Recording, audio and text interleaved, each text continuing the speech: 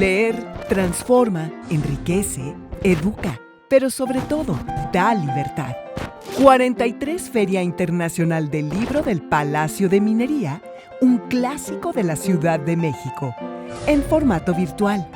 Encuéntranos en redes como @filminería, del 24 de marzo al 3 de abril de 2022. Invita a la UNAM a través de su Facultad de Ingeniería, la feria del libro más antigua del país. Recuerda, más libros, más libres. www.filminería.unam.mx.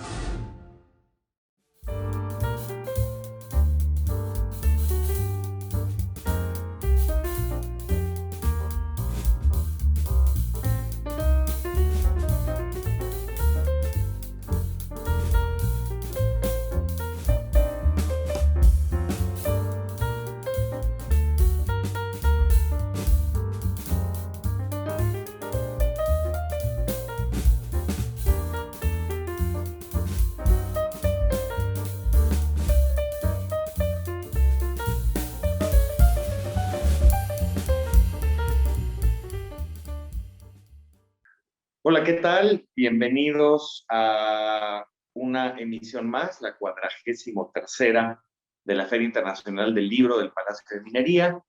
Mi nombre es Hernán Bravo Varela y soy editor del periódico de poesía de la UNAM. Y esta mesa es realmente una fiesta de la poesía, no solo como un motor indispensable de las actividades que realiza esta propia feria, sino en particular de la Dirección de Literatura y Fomento a la Lectura de la UNAM, a la cual pertenecen dos publicaciones que son en sí mismas instituciones literarias de este país desde hace mucho tiempo. Y me refiero, por supuesto, a la revista Punto de Partida, a las ediciones de la revista Punto de Partida en particular, y naturalmente al periódico de poesía de la UNAM. Nos acompañan en esta mesa y en esta charla tres muy queridas amigas, muy lectoras, revisoras, editoras, traductoras, pero también conocedoras del pulso y de la época y de los muy diversos estilos que la poesía nos prodiga en un momento tan peculiar como este. Así que presento sin extenderme más a Carmina Estrada, mi muy querida amiga y editora de Punto de Partida. Carmina, es un gusto que estés aquí con nosotros. Al contrario, muchísimas gracias y pues qué felicidad estar en esta feria de nuevo. Sí, también por supuesto presento a mi colega, la espléndida poeta Citlali Rodríguez Mendoza. Citlali es no solo una de las voces más poderosas de la poesía contemporánea en México, sino que además tengo el gusto de trabajar con ella codo con codo en la realización semanal del periódico de poesía de la UNAM. Y por cierto, Citlali es autora, asimismo, de Punto de Partida, de tal manera que es directa colega de la propia Yaroslava Bañuelos, pero qué gusto aquí con nosotros, Citlali. Ay, Hernán, muchísimas gracias por esta generosísima presentación, y pues es mi honor compartir esta mesa con gente que quiero tanto y que admiro tanto como ustedes. Entonces, muchísimas gracias. Muchísimas gracias. Bueno, y por supuesto, last but not least, nuestra querida amiga y poeta Yaroslavi Bañuelos, quien con este espléndido título, Inventario de las Cosas Perdidas, acaba de obtener muy recientemente uno de los premios más prestigiosos para obra édita de poesía en nuestro país, y me refiero al premio Carlos Pellicer. Yaroslavi Bañuelos nació en La Paz, Baja California, en 1991. Este título apareció apenas en noviembre de 2020 y fue distinguido con este importante premio hace realmente muy poco tiempo, y es un gusto que Yaroslavi nos acompañe en vía remota desde Baja California. Bienvenida, Yaroslavi. Hola Hernán, muchas gracias. Una gran alegría coincidir.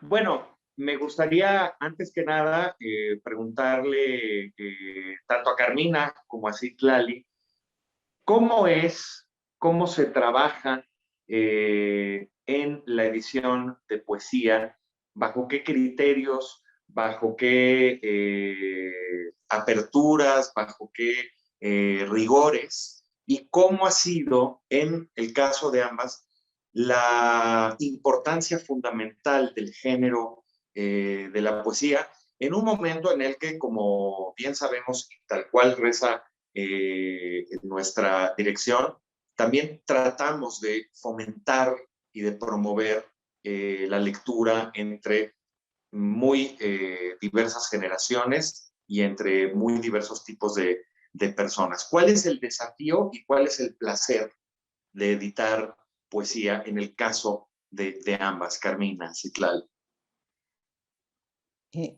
Bueno, yo siempre digo que he tenido la suerte de poder desarrollar una carrera en la edición en una trinchera tan afortunada como es la UNAM. Digo, trabajo también por fuera, pero bueno, estos libros que edita la Dirección de Literatura y ahora Fomento a la Lectura no hubieran probablemente sido posibles en un momento, hace unos años, en editoriales que no fueran públicas, ¿no? Nosotros empezamos en las ediciones de Punto de Partida tienen una historia que viene añeja, pues, que empieza con unos libritos que se llamaban cuadernillos de taller y seminario. Digo libritos no de cariño, no de manera despectiva, que eran estos tan hermosos que se editaban en los finales de 70 hasta el 86. Los editaba Marco Antonio Campos y Eugenia Revueltas primero. Y ahí eran libros colectivos, productos muchas veces de los talleres de poesía que se impartían en la misma universidad, ¿no? Tenemos a muchos de los autores que ahorita tienen una carrera en poesía, aparecen luego ahí, o algunos aparecen de plano de otra manera. Por ejemplo, me encontré en estos libros que están ilustrados con viñetas de Carmen Villoro. Carmen, Wow. sí, es maravilloso, que se firmaba Carmenza en ese momento. Es una labor arqueológica que hice ayer y me la encontré, ¿no? Entonces, bueno, esos libros se dejaron de publicar, se siguió nada más publicando la revista, y en los 2000 retomamos una colección una colección de narrativa, poesía, mujeres, hombres, o sea, mixta, como alternativa también a la revista, ¿no? Empezamos con Un orbe más ancho, que fue una antología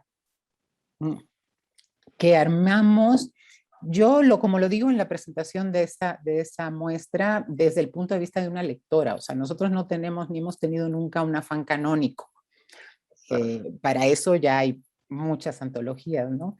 Nosotros mostramos, y en esa muestra vas descubriendo, vas encontrando, desde mi punto de vista de lectora de poesía y desde los comités que han ido avalando, joyas como las que hemos publicado, ¿no? Como Datsun de Citlali, que aquí está, que es un libro entrañable, o El inventario de las cosas perdidas de Yaroslavi, y en el medio mucho más, no solo de poesía, pero la verdad es que sí ha habido un énfasis en la difusión de poesía, porque también es el género que más difícil iba a ser que publicara una editorial comercial, ¿no? Todavía los poetas, claro, pero los poetas, pues las instituciones, yo creo que tenemos la responsabilidad de impulsarlos también, ¿no? Sí, y creo que además, digo, solo para darle paso a la opinión de Sisi, creo que es importante lo que señalas, Carmina, en el sentido de que también es no solo cobijar un género que suele merecer el increíble desdén, ¿no? De muchas de las editoriales, cuando es una de las lecturas más vivas y que se transmiten además o se pasan de mano en mano como si se tratara de una estafeta como el fuego de Prometeo, ¿no? Y generan verdadera adicción y culto, ¿no? Pero en tu caso, sí, también, que eres jefa de redacción del periódico de poesía de la UNAM y que has trabajado también en edición y que has tenido la oportunidad de publicar en las ediciones de Punto de Partida. ¿Cómo ves el desafío y el placer, insisto, de editar poesía y de acercarla a lectores insospechados, que además hay que decirlo, no solo son los propios poetas, porque también tenemos ese falso mito a nuestras espaldas, ¿no? Como si se tratara de un mercado interno o una especie de guerra de consumo intestino, ¿no? Sí, claro. Bueno, para empezar me gustaría decir que yo me formé en la edición de publicaciones periódicas, gracias principalmente a 3 mujeres que son muy importantes, muy queridas y muy admiradas por mí. Mónica Nepote, que estaba a la cabeza de Tierra Adentro cuando yo llegué de Guadalajara aquí a la Ciudad de México y que fue donde empecé a aprender de primera mano todos los procesos que involucran la creación de una revista y de una colección editorial. Después está Irene Seltzer, poeta, traductora, periodista, que ella fue mi jefa cuando yo era redactora en Público, Milenio, no sé, también en 2007, 2010, y que, bueno, de ella también he aprendido muchísimo, y de mi queridísima Carmina Estrada, que además con ella aprendí la parte de la edición de poesía como autora. Y bueno, finalmente hay que recordar que la labor de los editores es acompañar a las autoras, a los autores y de presentar los bienes culturales de una forma accesible, porque es muy interesante lo que decían. Me parece muy sintomático de la idea que se tiene de la poesía muchas veces, ¿no? Este grado de dificultad o de hermetismo, de que tiene que estar restringido a un cierto grupo o a una cierta élite, y que no es así. Finalmente, la poesía es el género que no responde a intereses del mercado editorial, y que muchas veces este mercado editorial o esta industria editorial poco o nada tiene que ver con los valores literarios o los valores estéticos, que es finalmente de lo que se hace la poesía. Entonces, esto que decías, Carmina, al principio, y bueno, que tú también decías, Hernán, de la importancia de hacer circular la poesía fuera de los circuitos de la industria editorial, porque nadie, finalmente, traducir poesía, por ejemplo, es muy caro porque se vende poco, o al menos se tiene esta idea, ¿no? Como que dicen, no, nadie va a comprar poesía, y para qué compramos derechos y pagamos la traducción además. Entonces se vuelve como eh, una carga para el género que gracias a estas instituciones como el periódico de poesía, en el que ahorita estoy aprendiendo muchísimo a editar, ver editar a Hernán, ensayos sobre traducción de poesía, sobre el quehacer poético, es alucinante. Estoy aprendiendo muchísimo, estoy muy contenta y no puedo creer la gran fortuna que tengo de estar aquí trabajando con estos materiales maravillosísimos, con autoras, con autores que admiro muchísimo. Y que bueno, estas instituciones como Periódico de Poesía y Punto de Partida son finalmente lo que están formando las nuevas generaciones de poetas. Y que sí, que solamente una institución como la UNAM de ese tamaño y con esa importancia pueden mantener vivas, ¿no? En un momento donde podría parecer que la esperanza en muchos bienes culturales o en la vida de la literatura a veces decae poquito, pero bueno, pues es una fortuna que tengamos estas editoriales. No, completamente de acuerdo. Además, para continuar reforzando el mensaje y, por supuesto, quiero decir, la invitación abierta a todos quienes nos siguen a través de esta transmisión, que nos visiten en www.puntodepartida.unam.mx y periódicosdepoesia.unam.mx, donde no solo podrán navegar y conocer todo el riquísimo repertorio de textos históricos, actuales, que se tienen en ambas plataformas, sino además conocer de primerísima mano lo que se está haciendo en el terreno de la poesía y de la literatura, no solo mexicana, sino allende nuestras fronteras y nuestras lenguas, el español y las lenguas originarias incluidas. Y en ese sentido, creo que una noticia central, una actualización constante de estas páginas y de estos materiales es naturalmente la salida o la aparición de una nueva voz, ¿no? Me parece que la publicación de Inventario de las Cosas Perdidas también marca un punto de inflexión en las ediciones de Punto de Partida, porque, si no me equivoco, es la primera vez que un título de estas ediciones obtiene el prestigiosísimo premio Carlos Pellicer para obra publicada. De tal manera que a mí me encantaría, Yaroslavi, ya manera de charla informal o de chisme muy serio, que nos contaras cómo fue el proceso de trabajar este libro primero en su escritura, en su redacción, y luego cómo fue el proceso de trabajar con las ediciones de Punto de Partida para la realización de este libro. Muchas gracias, Hernán. Creo que la forma más primitiva de inventario de las cosas perdidas surge a partir de mi manía, de mi deseo por contar historias. Por eso creo que la mayor parte de los poemas que conforman inventario y también parte de mi otro trabajo tienen un corte muy narrativo. Entonces, estas historias convertidas en poemas que aparecen en inventario son historias habitadas por múltiples mujeres que atraviesan territorios del desencanto, de la tristeza, de la melancolía, incluso de la violencia, porque el cuerpo convertido en un objeto de consumo, la desigualdad, la precariedad y la marginación también son formas de violencia.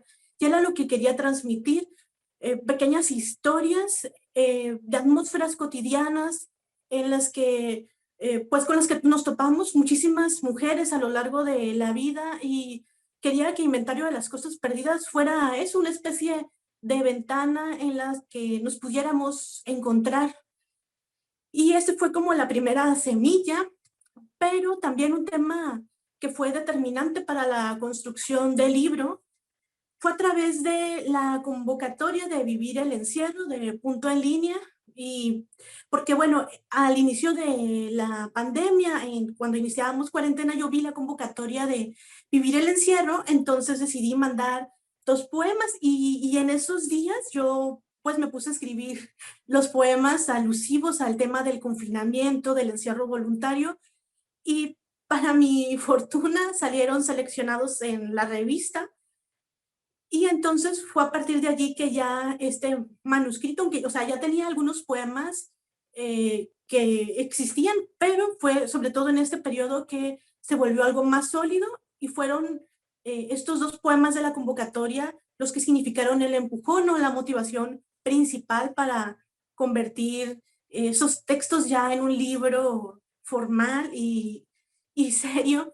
Por eso agradezco enormemente a las convocatorias de Punto de Partida, porque creo que aparte de que nos permite compartir con más lectoras y lectores nuestro trabajo, también creo que son un puente muy importante para, bueno, sobre todo para escritoras o creadoras como yo que no vivimos en el centro del país o cerca de centros culturales importantes. Para mí significan eso, un puente, la posibilidad de tejer nuevos vínculos también con otras creadoras y creadores. Bueno, también esto que mencionas es fundamental. Tenemos en ti a una muy joven autora de Baja California Sur, de donde no necesariamente podríamos pensar en tantísimos nombres de la República Poética. Y a mí al menos me resulta fascinante poderte leer y poder escucharte a esta distancia y sobre todo que la presencia de Inventario de las Cosas Perdidas haya sido tal que no solo fue hermosamente publicado, por cierto, consigan por favor esta increíble edición por las ediciones de Punto de Partida, sino además reconocido con un muy prestigioso premio nacional a un libro poderoso, duro, exigente, pero que, como muy bien dices en tus anteriores palabras, se trata de pequeñas historias de atmósferas cotidianas y que tratan de abrir una ventana como se realiza un encuentro, ¿no? Carmina, me gustaría que ahondaras en tu experiencia como editora de libros de poesía. Hay una serie muy importante de títulos específicamente de poesía, aunque hay que, sobra decirlo, Punto de Partida publicado crónica, ensayo, novela, cuento, en fin, ¿no? Pero me gustaría que nos centráramos en el género de la poesía que honramos en esta mesa y que me dijeras cómo ha sido tu experiencia editando poesía tanto en la revista como en los libros y en particular a partir del estímulo del premio de Yaroslavi y de otras publicaciones que han obtenido notoriedad. Pienso, por ejemplo, en el espléndido título de Nadia Ñusabi, quien, por cierto, acaba de obtener el premio mesoamericano de poesía Luis Cardoso y Aragón, que ahí tienes exactamente. Cuéntame, por favor, cómo ha sido esta experiencia y qué diferencias también has observado entre editar poesía y editar otros géneros literarios dentro de la misma colección y de la misma página. Bueno, partimos de que, como te dije antes, yo edito como lectora de poesía, ¿no? O sea, yo soy lectora de poesía y además me sorprende mucho esta desprecio quizás o dejar de lado el género cuando es el género que está ligado a lo más popular, ¿no? A la música, a los mitos, a la religión. Es muy extraño cómo, en qué momento se desvió el camino. Pero bueno, partiendo, ese es otro tema, pero partiendo como editora, te digo, yo empecé editando El Orbe. Mucho, ahí estás tú, por cierto, antologado en Orbe Más Ancho, eran poetas del 71, nacidos del 71 al 83, y ahí me di cuenta, bueno, era un panorama muy extenso, veíamos en ese momento, por ejemplo, lo social en la poesía de esa generación no existía, salvo en Óscar de Pablo, era nuestro único poeta social que trataba temas sociales, cosa que ha ido cambiando muchísimo. También el asunto deja tú la forma, ¿no? La forma se ha transformado, pero sigue habiendo es muy, ustedes lo saben, ¿no? Es muy variada. Pero, por ejemplo, muchísima más participación de mujeres en años recientes, ¿no? Nosotros hemos publicado muchas mujeres, por obvias razones. En El Orbe el porcentaje era de 23%, creo. En otras antologías de la época estaba en los 20 y 25. Ahorita, pues ya la paridad creo que la hemos rebasado. Yo decía siempre que no era que no hubiera poetas mujeres, era que las que había estaban repartidas en todas las antologías, mientras los hombres estaban repetidos. Entonces, han ido, afortunadamente, hemos ido teniendo ya la fuerza para enviar material cada vez más poderoso, y eso ha hecho que tengamos tantos libros publicados de mujeres. Digo, está en la colección, hay uno fantástico de Mara Pastor, con una pequeña plaqueta ilustrada. Ay, qué mal. Poeta Puertorriqueña. También, por cierto, hemos publicado en el periódico de poesía y que vivió un tiempo aquí en México. Claro, con unas ilustraciones de Lorraine Rodríguez, una ilustradora también puertorriqueña. Tenemos, bueno, el de Nadia. Fue la primera vez que en la dirección de literatura, en ese momento solo era dirección de literatura, publicaba un libro bilingüe en una lengua originaria, ¿no? Entonces fue, digamos que creo que fue fue importante el trabajo de Nadia López García en este libro, Isuichi. Tenemos, bueno, también otro de los libros que ganó premio, Ya no de mujer, de Armando Salgado, ¿no? Que ganó el Chirahui Casa en su momento. Entonces, ha sido un placer el acompañamiento. Como bien dijo Cici hace un rato, yo soy editora a la antigua, editora de acompañar a los autores. Quizás por eso trabajo con autores jóvenes, porque me imagino, y autoras jóvenes, porque más grande es más complicado, ¿no?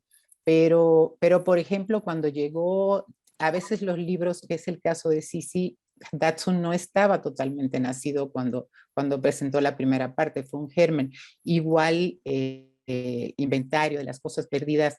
La gran mayoría de los libros de poesía, creo que el de Javier Raya es el único que ha estado ya completo al llegar a editarse. Inacencia también de Javier Taboada. Javier Taboada. Sí, entonces, pues eso es, para mí editar poesía es, edito todos los géneros, desde luego, me encanta el ensayo, la crónica, tengo una fascinación por la crónica, soy fan de los perfiles de Leila Guerriero, por ejemplo, pero con la poesía tengo una liazón, digamos, o sea, es uno de los géneros que más disfruto editar. Sí, bueno, ahora que lo mencionaste, Carmina, probablemente sería el género más escogido por la propia Leila Guerriero, según un libro muy reciente de ella, ¿no? Teoría de la gravedad, donde recopila sus textos sobre lecturas de poesía, para que veamos la urgencia periodística y cronística, ¿no?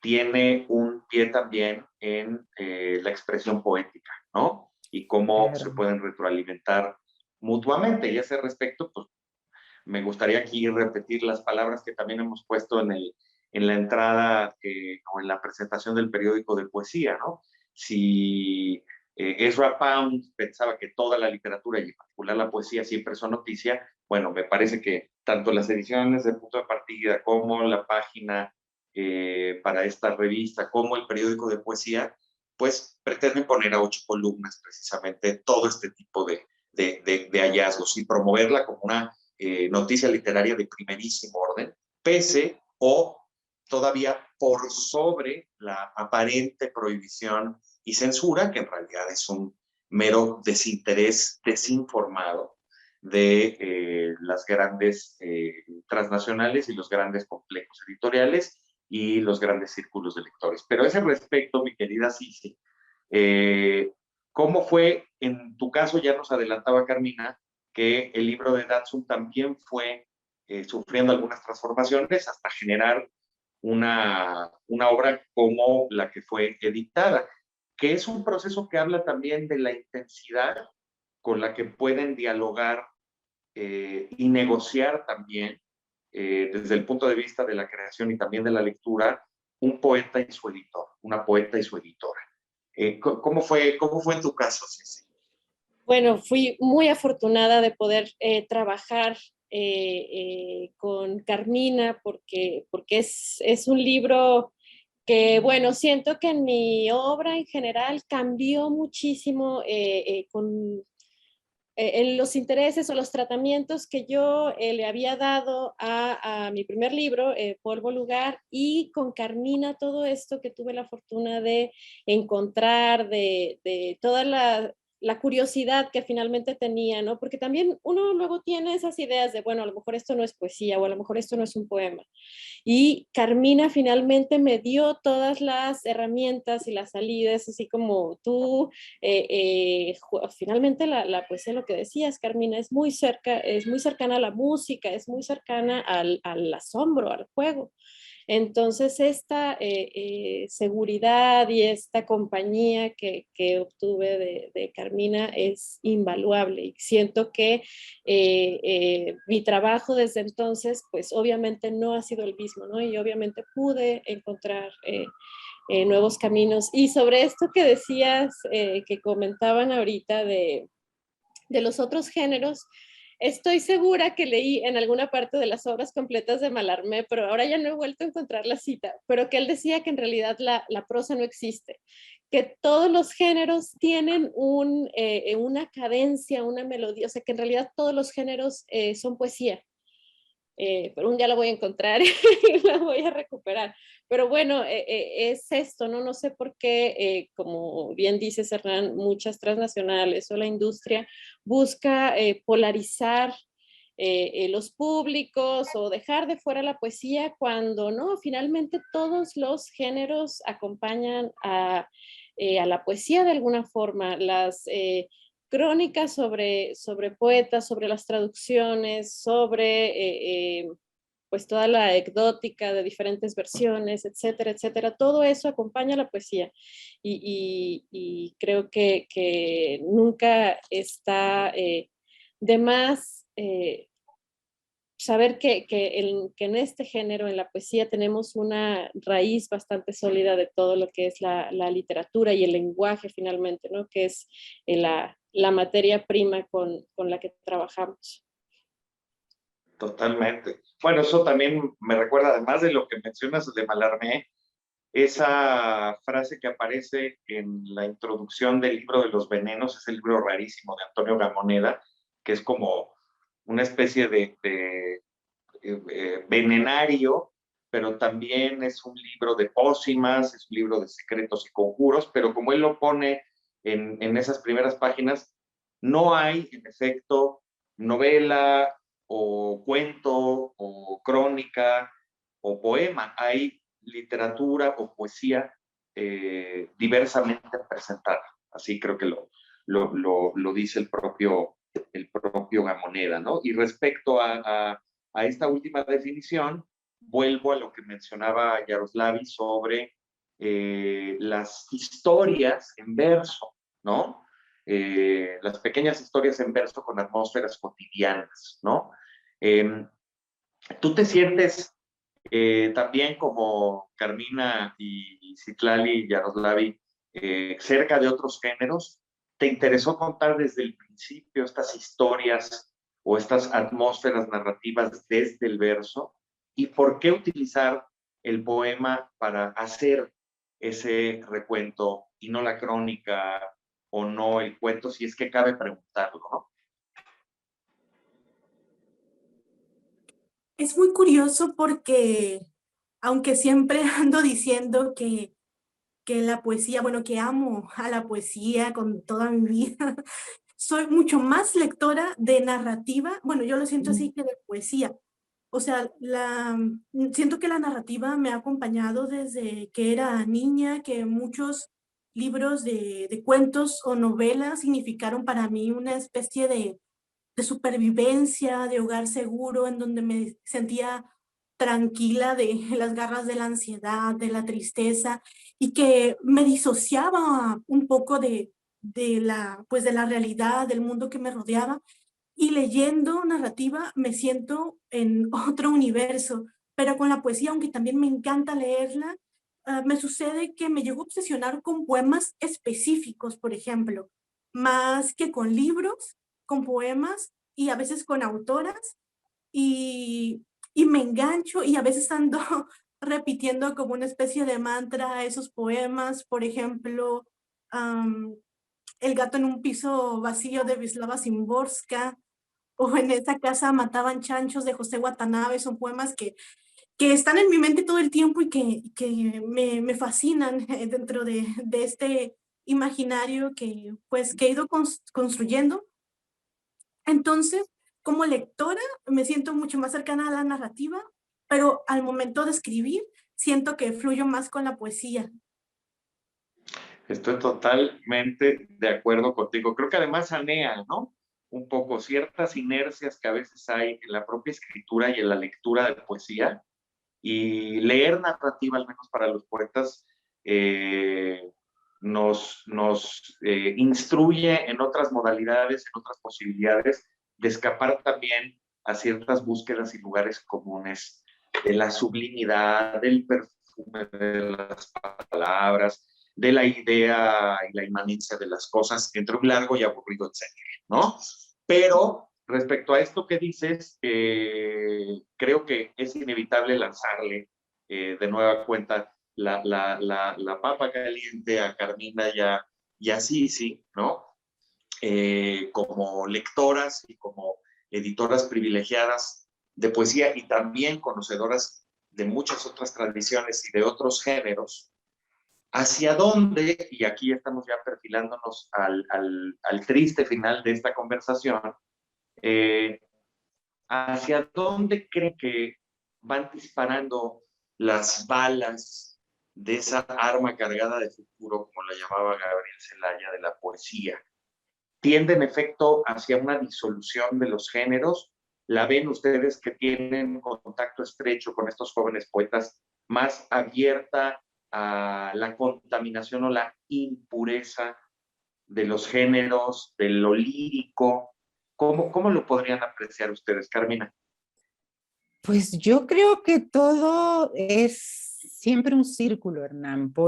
Hasta hace poco iba muy hacia lo narrativo, creo que todavía está como muy disociada, y en los últimos tiempos he empezado a ver una vuelta de cierto aliento lírico.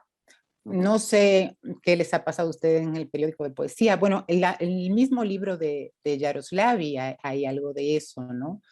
Entonces, pero de todos modos es innegable que los géneros cada vez se fluyen más, y que más bien otros géneros se hacen más cercanos quizás a la poesía de repente también. Muy interesante, sí, que más bien viene de ese otro sector y no necesariamente No de la poesía. necesariamente de los Ojalá es se mi convierta. impresión.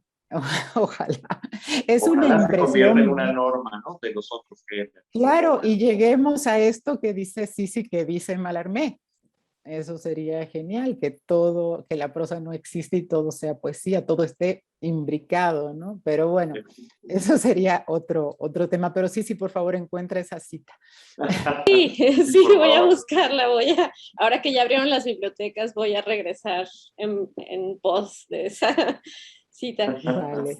Sí, pero yo también quiero retomar algo que mencionó Yaroslavi al principio y que me pareció parte del trabajo fundamental que realiza tanto Punto de Partida como Periódico de Poesía, que es traer autoras y autores de fuera de la Ciudad de México, ¿no? Que en el caso, bueno, en nuestro país está, o estuvo tal vez durante mucho tiempo, pues la cultura muy centralizada. Entonces es fundamental abrir el espacio donde circula la poesía a voces como ahora que podemos conocer la obra de autoras como Yaroslavi, ¿no? Por ejemplo, entre muchísimas otras, y que el catálogo de Punto de Partida y desde luego Periódico de Poesía, y bueno, reitero la invitación que ya hacía Hernán a que nos manden material, porque finalmente con estas lecturas de fuera de los polos, digamos, más grandes,